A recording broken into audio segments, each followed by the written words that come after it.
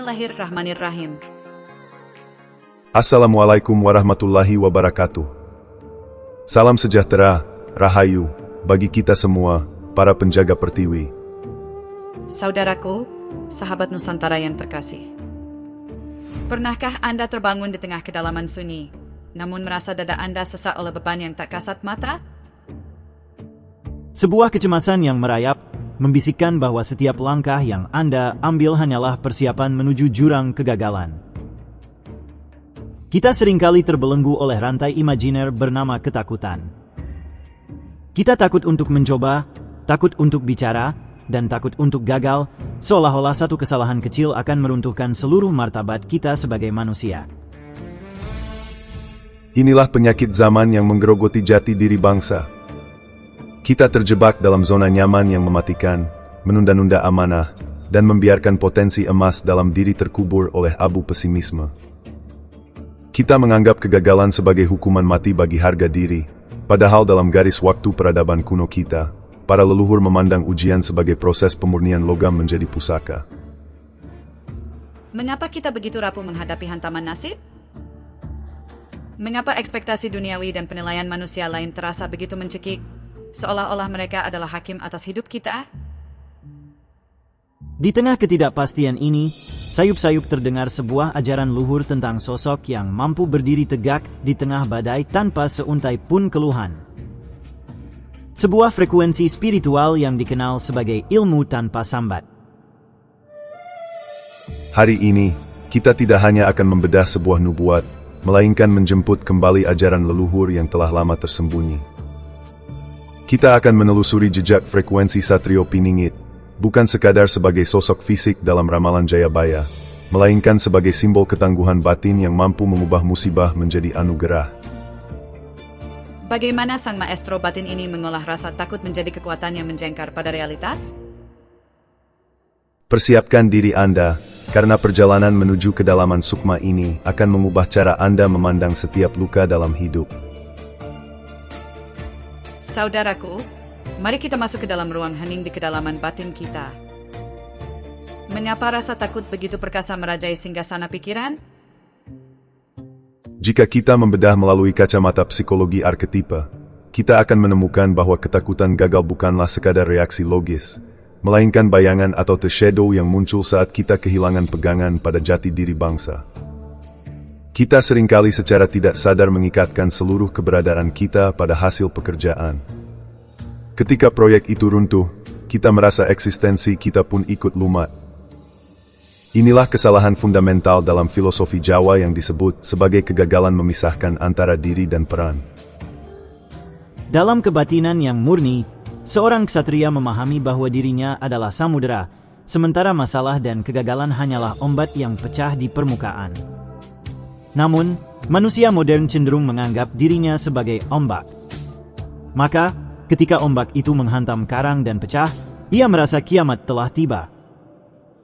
Ketakutan ini bukanlah musuh yang harus dibunuh, melainkan cermin yang menunjukkan betapa rapuhnya jangkar spiritual kita pada realitas yang abadi.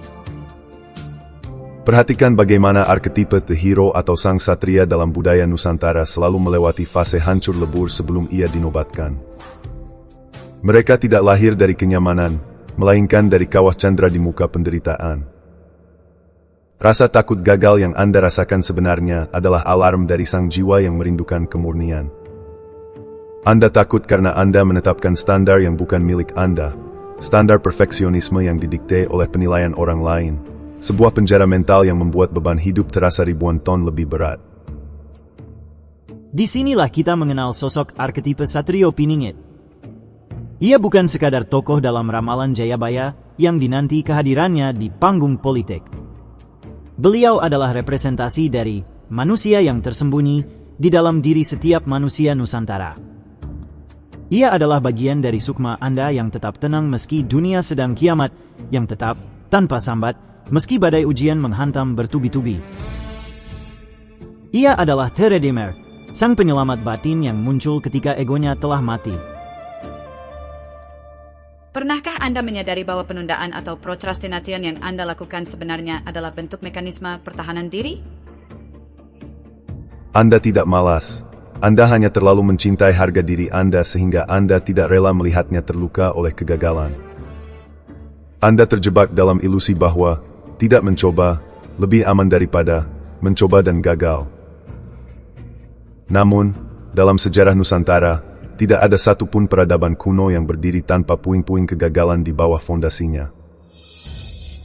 Saudaraku, simbolisme kuno tentang bunga teratai yang mekar di atas lumpur adalah pesan bagi kita semua.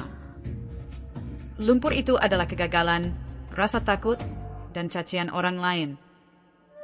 Tanpa lumpur, teratai tak akan memiliki nutrisi untuk mekar. Begitu pula batin Anda. Ketakutan ini adalah energi mentah yang menunggu untuk diolah. Jika Anda terus melarikan diri ke dalam zona nyaman, Anda sebenarnya sedang membangun makam bagi potensi ilahiyah Anda sendiri. Mari kita jujur pada diri sendiri. Apakah standar tinggi yang Anda kejar itu demi pengabdian, atau sekadar demi pengakuan? Di titik ini, kita harus mulai berani menatap sang bayangan. Kita harus berani menjadi piningit yang tersembunyi dari hiruk-pikuk pujian dunia, agar kita bisa menemukan kekuatan sejati yang tak tergoyahkan oleh pasang surut nasib. Inilah saatnya untuk berhenti menjadi tawanan ekspektasi. Karena sesungguhnya, ujian besar yang sedang Anda hadapi saat ini bukanlah hukuman dari semesta, melainkan undangan untuk naik tingkat menuju derajat satria yang sesungguhnya. Seorang satria yang telah melampaui dualitas antara sukses dan gagal, dan mulai melangkah dengan kemantapan batin yang mutlak. Saudaraku, mari kita masuk ke dalam ruang hening di kedalaman batin kita. Mengapa rasa takut begitu perkasa merajai singgasana pikiran? Jika kita membedah melalui kacamata psikologi arketipe, kita akan menemukan bahwa ketakutan gagal bukanlah sekadar reaksi logis, melainkan bayangan atau shadow yang muncul saat kita kehilangan pegangan pada jati diri bangsa. Kita seringkali secara tidak sadar mengikatkan seluruh keberadaan kita pada hasil pekerjaan. Ketika proyek itu runtuh, kita merasa eksistensi kita pun ikut lumat. Inilah kesalahan fundamental dalam filosofi Jawa yang disebut sebagai kegagalan memisahkan antara diri dan peran. Dalam kebatinan yang murni, seorang ksatria memahami bahwa dirinya adalah samudera, sementara masalah dan kegagalan hanyalah ombak yang pecah di permukaan. Namun, manusia modern cenderung menganggap dirinya sebagai ombak. Maka, ketika ombak itu menghantam karang dan pecah, ia merasa kiamat telah tiba. Ketakutan ini bukanlah musuh yang harus dibunuh, melainkan cermin yang menunjukkan betapa rapuhnya jangkar spiritual kita pada realitas yang abadi. Perhatikan bagaimana arketipe the hero atau sang satria dalam budaya Nusantara selalu melewati fase hancur lebur sebelum ia dinobatkan. Mereka tidak lahir dari kenyamanan, melainkan dari kawah candra di muka penderitaan. Rasa takut gagal yang Anda rasakan sebenarnya adalah alarm dari sang jiwa yang merindukan kemurnian. Anda takut karena Anda menetapkan standar yang bukan milik Anda, standar perfeksionisme yang didikte oleh penilaian orang lain, sebuah penjara mental yang membuat beban hidup terasa ribuan ton lebih berat. Disinilah kita mengenal sosok arketipe Satrio Piningit. Ia bukan sekadar tokoh dalam ramalan Jayabaya yang dinanti kehadirannya di panggung politik. Beliau adalah representasi dari manusia yang tersembunyi di dalam diri setiap manusia Nusantara.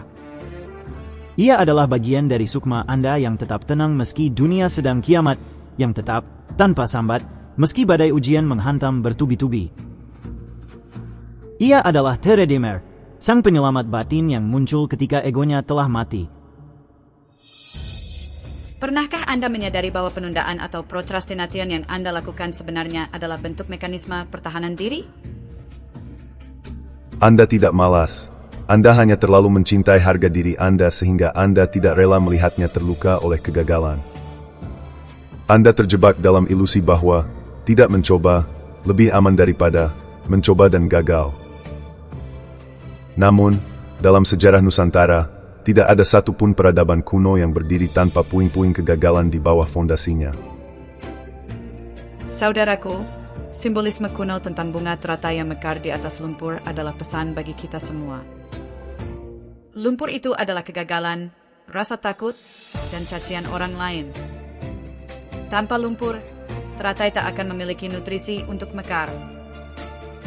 Begitu pula batin Anda. Ketakutan ini adalah energi mentah yang menunggu untuk diolah. Jika Anda terus melarikan diri ke dalam zona nyaman, Anda sebenarnya sedang membangun makam bagi potensi ilahiyah Anda sendiri.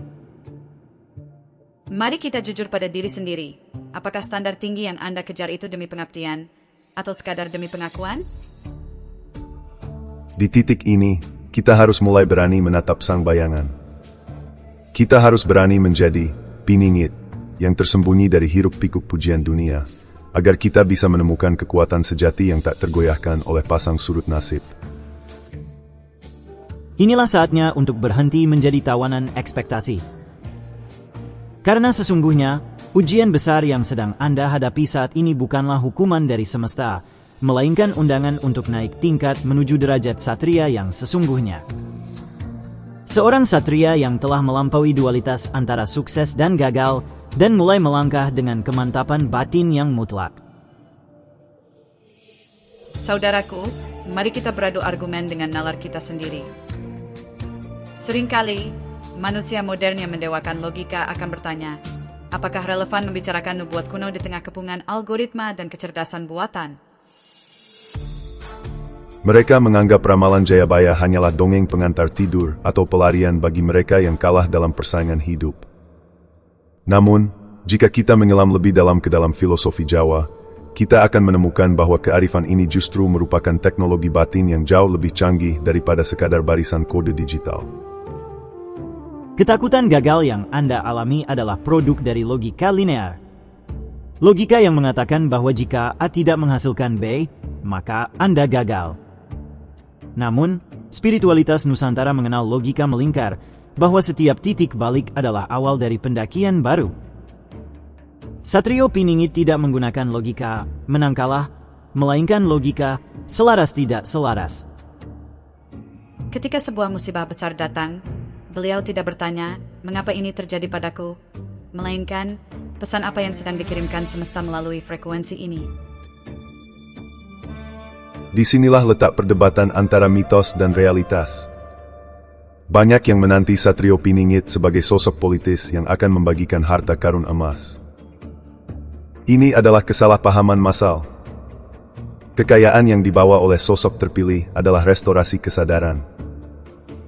Musibah yang menimpa Anda, kegagalan bisnis Anda, atau hancurnya hubungan Anda adalah cara semesta melakukan defragmentasi pada jiwa Anda. Alam sedang menghapus program-program usang yang selama ini membuat Anda menjadi manusia yang dangkal. Dalam dunia kebatinan, kegagalan adalah bentuk intervensi ilahiyah untuk mencegah Anda menjadi sombong. Bayangkan jika setiap rencana Anda selalu berhasil tanpa celah, Anda akan menjadi Tuhan bagi diri Anda sendiri, dan itu adalah keruntuhan spiritual yang paling mengerikan. Maka, rasa takut yang kini menghantui Anda sebenarnya adalah pengingat akan keterbatasan kita sebagai makhluk. Ia memaksa kita untuk kembali menjangkar pada realitas bahwa ada kekuatan yang jauh lebih besar yang sedang menenun takdir. Kita sering terjebak dalam dikotomi. Apakah kita harus berjuang keras secara duniawi atau pasrah total secara spiritual? Ajaran leluhur memberikan jalan tengah yang sangat elegan melalui konsep ngelining orakeli, mengalir namun tidak hanyut. Satrio Piningit adalah maestro dalam seni ini. Beliau bekerja dengan sangat keras, namun batinnya tidak terikat pada hasil. Inilah yang disebut dengan bekerja dalam kedalaman sunyi. Saudaraku, sahabat Nusantara, mari kita bedah spekulasi ini. Bagaimana jika musibah besar yang kini melanda dunia, dan mungkin hidup pribadi Anda, adalah cara semesta untuk menyaring siapa yang benar-benar memiliki mentalitas satria? Di zaman kalabendu atau zaman kegelapan ini, hanya mereka yang mampu mengolah rasa takut menjadi kewaspadaan yang akan bertahan. Mereka yang hanya bisa mengeluh dan menyalahkan keadaan akan tergilas oleh roda zaman yang berputar tanpa ampun.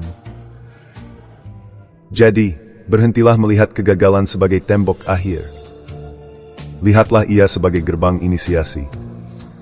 Logika modern mungkin menyebutnya sebagai trial and error. Namun bagi kita, ini adalah laku prihatin. Sebuah proses berprihatin untuk mematangkan suksma agar kelak, ketika cahaya kemenangan itu datang, Anda tidak akan silau dan tetap mampu memijak bumi dengan rendah hati. Apakah Anda masih akan membiarkan ketakutan itu membelenggu tangan Anda? Ataukah Anda akan mulai memandang setiap tantangan sebagai dialektika antara diri Anda yang lama dengan potensi satria yang sedang berusaha lahir? Pilihan itu tidak ada di tangan para peramal, tidak pula di tangan nasib. Pilihan itu ada dalam kedaulatan batin Anda saat ini juga. Saudaraku, mari kita buka tabir waktu dan menoleh pada lembaran sejarah Nusantara yang paling gilang gemilang. Seringkali kita merasa bahwa kegagalan kita adalah akhir dari segalanya. Namun jika kita berkaca pada peradaban kuno kita, kehancuran justru merupakan rahim bagi lahirnya kemegahan yang abadi. Mari kita bicara tentang Majapahit, sebuah adik kuasa yang lahir bukan dari keberuntungan, melainkan dari reruntuhan air mata dan pengkhianatan yang paling perih. Ingatlah sejarah sosok Raden Wijaya. Beliau adalah tokoh sejarah yang pernah kehilangan segalanya.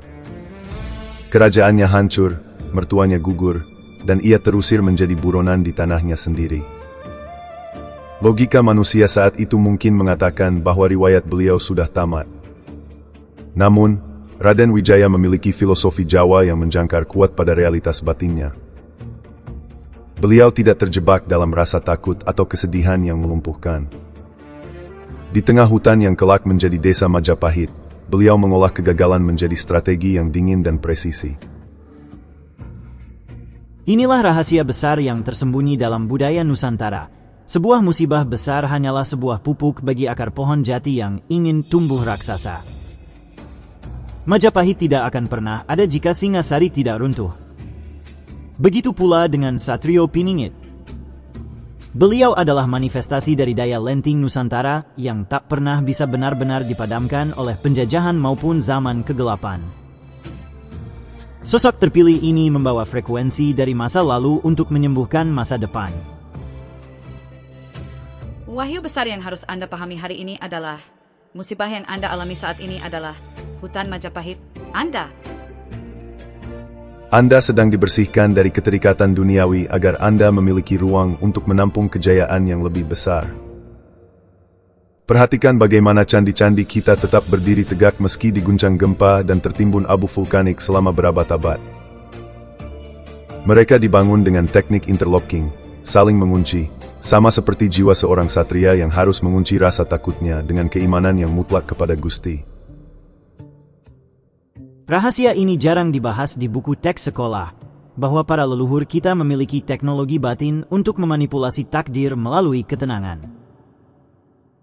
Ketika musibah datang, mereka tidak berlarian dalam kepanikan. Mereka masuk ke dalam sanggar pemujaan, masuk ke dalam kedalaman sunyi, dan mencari kehendak semesta di sana. Inilah yang dilakukan oleh para raja-raja besar kita sebelum melakukan ekspansi wilayah. Mereka menaklukkan diri sendiri sebelum menaklukkan Nusantara. Saudaraku, sahabat Nusantara, kearifan lokal kita mengajarkan tentang cakra manggilingan, bahwa roda nasib selalu berputar. Namun, bagi seorang satria, ia tidak ikut berputar di pinggiran roda yang penuh gejolak. Ia berada di poros tengah yang stabil. Satrio Piningit adalah dia yang sudah sampai pada titik poros tersebut. Itulah mengapa ia disebut Piningit atau yang tersembunyi, karena ia tidak lagi terpengaruh oleh hiruk-pikuk di luar dirinya. Jika kita membedah lebih dalam tentang sejarah Indonesia, kita akan melihat pola yang sama berulang. Setiap kali bangsa ini berada di ambang kehancuran, selalu muncul kekuatan batin yang tak terduga untuk menyelamatkannya.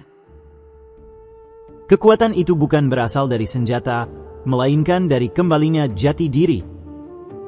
Kegagalan Anda saat ini adalah cara semesta memaksa Anda untuk melepaskan topeng-topeng palsu yang selama ini Anda kenakan demi menyenangkan dunia. Inilah The Epiphany, pencerahan besar bagi kita semua.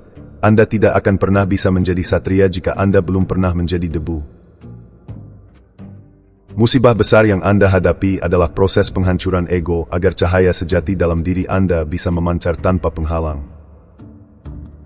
Satrio Piningit bukanlah seseorang yang akan datang menyelamatkan Anda dengan mukjizat, melainkan cermin yang menunjukkan bahwa Anda pun memiliki kekuatan yang sama untuk bangkit dari abu kegagalan. Mulai detik ini, ubahlah cara pandang Anda.